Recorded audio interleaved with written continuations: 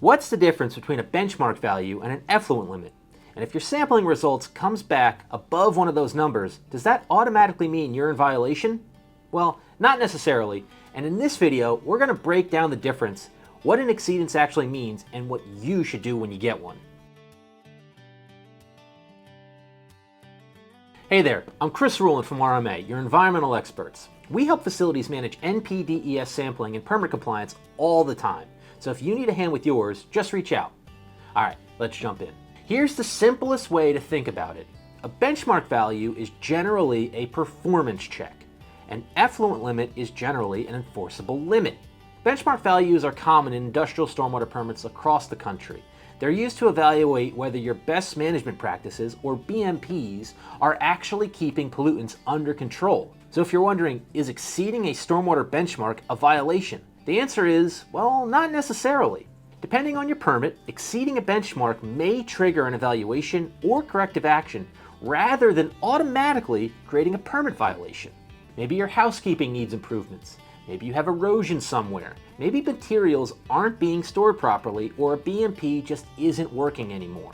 The benchmark is basically telling you, hey, something here deserves a closer look.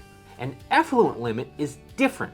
Effluent limits establish the maximum concentration or loading of a pollutant that your permit allows you to discharge. If your sampling results exceed an applicable effluent limit, that often is a permit violation.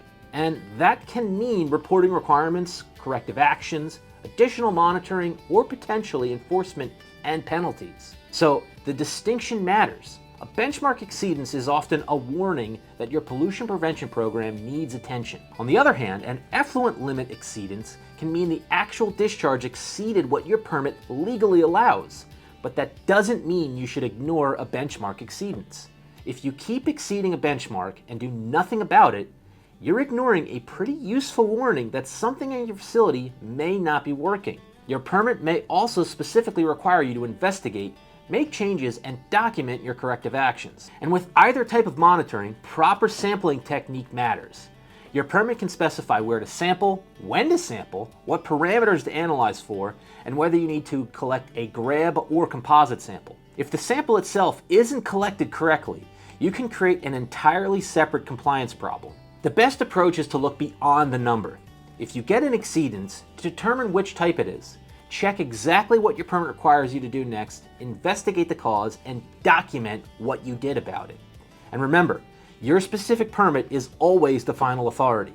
If you'd rather not sort through these requirements yourself, that's where we come in. RMA helps facilities interpret NPDES permits, evaluate benchmark and effluent limit exceedances, identify what's causing poor sampling results, and implement the corrective actions required by your permit. Hey, thanks for watching this video. If you want to learn more about NPDES and stormwater permitting, check out the links in the description to our NPDES Learning Center at rmagreen.com. We've got articles, videos, tools, and plenty of other resources to help you. If you want to know what it would cost to have RMA help with your NPDES and stormwater permitting program, try our NPDES pricing calculator. Just answer a few quick questions and get a price instantly. No email or sales call required. And if you want to talk to us directly, you can do that at rmagreen.com as well. Thanks again for watching, and we'll catch you in the next one.